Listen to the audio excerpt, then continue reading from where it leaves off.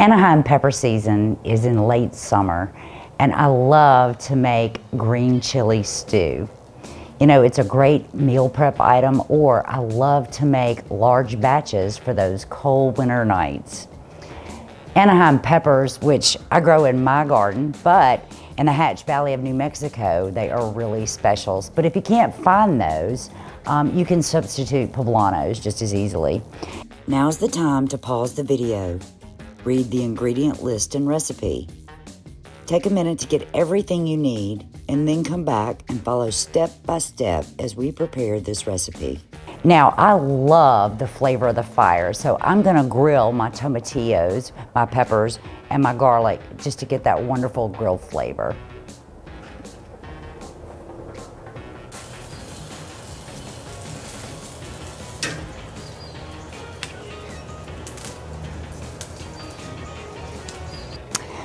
All right, so when your peppers come off the grill, you need to put them in a resealable bag. That'll make the peeling of them so much easier. Let them cool down, and then the peel just comes right off with your fingers. Now, I also remove the seeds. So I just pop the top off, open the pepper up.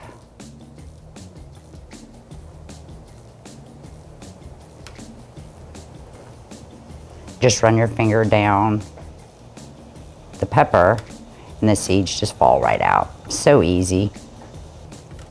We're gonna take our tomatillos, add them to the blender.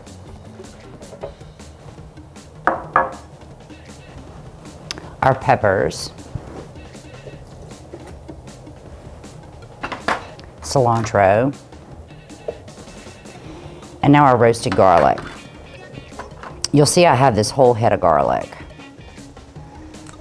Now you can just do this over the blender, but I don't want any of the outer shell to get in there. So just take, and each individual clove will just pop right out of its little casing.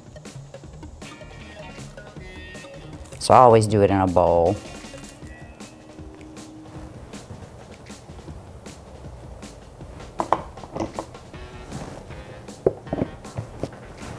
I'm gonna give that a pulse.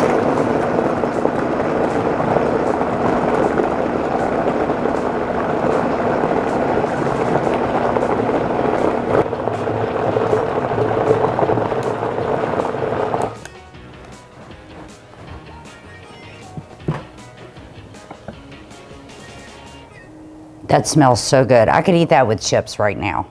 Be a great dip.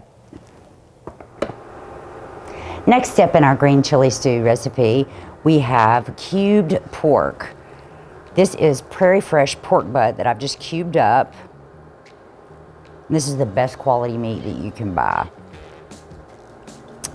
I'm gonna take a little bit of flour.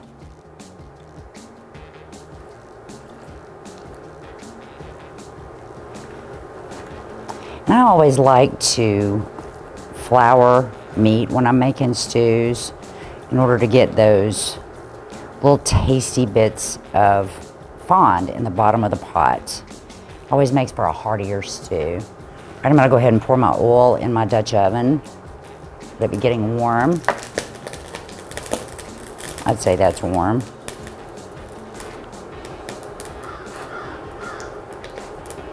I'm gonna add the salt and pepper.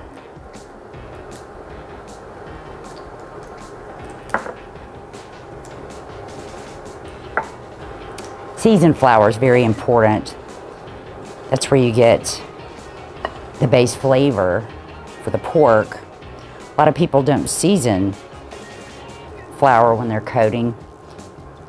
And I believe it's important to always season meat. All right. So we have a light coating of flour on our pork, and we're just gonna drop that in our hot oil.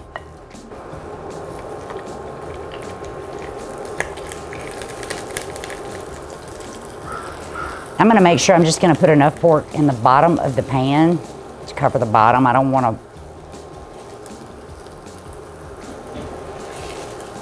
layer it.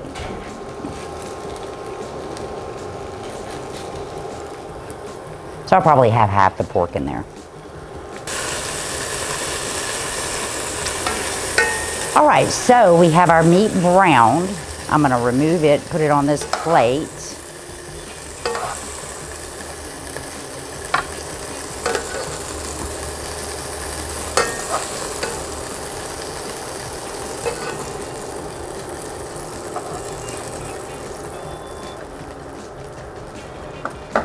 Now I'm gonna saute my onions.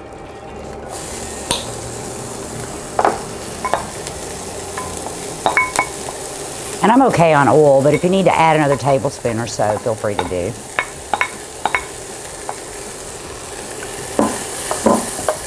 And make sure you scrape all those little bits of goodness,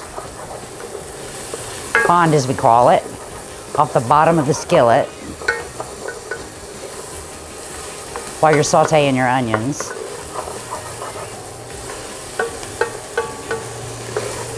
I'm just gonna cook these until they're translucent.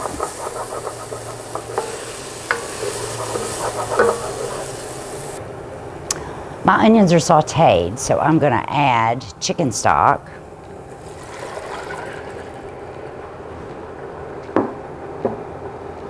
Some cumin.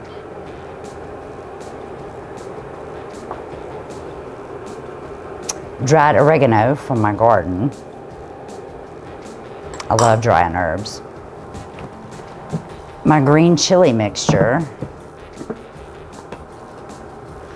Take that lid off and it automatically smells brighter.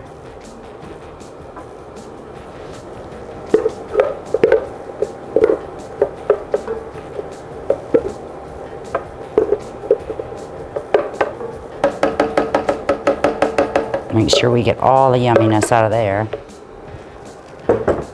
And then the meat back to the pot.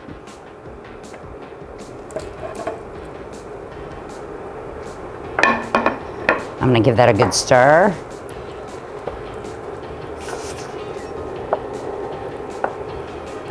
It's gonna be a long wait.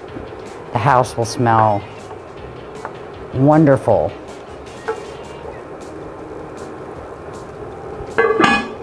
And we'll come back and give it a taste. Our stew's been simmering for 3 hours, so it's time to check it. Oh, it smells delicious. And I can tell that the pork is tender, so that means it's done. I'm gonna sneak a little taste.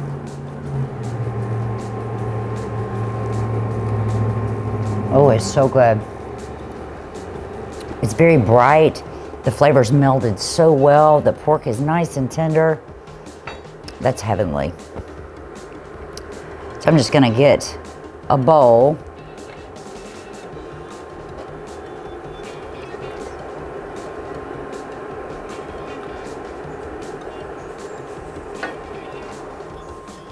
And I'm gonna top with some crema. Now, to about a cup of crema, I've added the juice of 1 lime.